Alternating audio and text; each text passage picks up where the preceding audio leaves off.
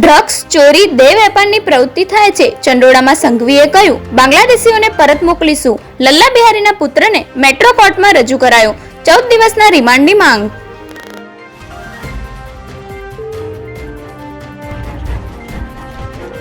અમદાવાદમાં ભગવાન જગન્નાથની 148મી રથયાત્રાની તૈયારીઓનો અખાત્રીજના દિવસથી શુભારંભ થયો. અક્ષય તૃતીયાના પવિત્ર અવસરે જગન્નાથ મંદિરમાં ઐતિહાસિક રથની ચંદન પૂજા વિધિવત રીતે સંપન્ન થઈ. દુબઈના શખ્સની કોપર વેપારમાં છેતરપિંડી. ગાંધીનગરના વેપારીને 25 ટન કોપર મોકલવાનું કહી 40 લાખ લીધા. માલ પૈસા બંને ન આપ્યા. ભાજપના 2 ધારાસભ્યોએ પરિવારવાદ દર્શાવ્યો. બોરસદ ઉમરેઠના ધારાસભ્યોએ સરકારી કાર્યક્રમમાં પુત્રોને મોકલ્યા. પ્રોટોકોલનો ભંગ.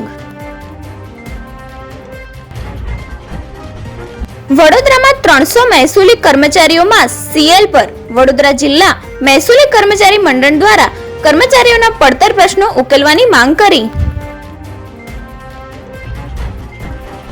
150 શંકાસ્પદમાંથી 100 થી વધુ બાંગ્લાદેશી નીકળ્યા. 45 થી વધુ મહિલા, 50 લોકોના ફોનમાં બાંગ્લાદેશના નંબર, ચેટ મળ્યા. સુરતમાં કેન્દ્રીય એજન્સીઓના જોઈન્ટ ઇન્ટ્રોગેશનનો ઘસફોડ.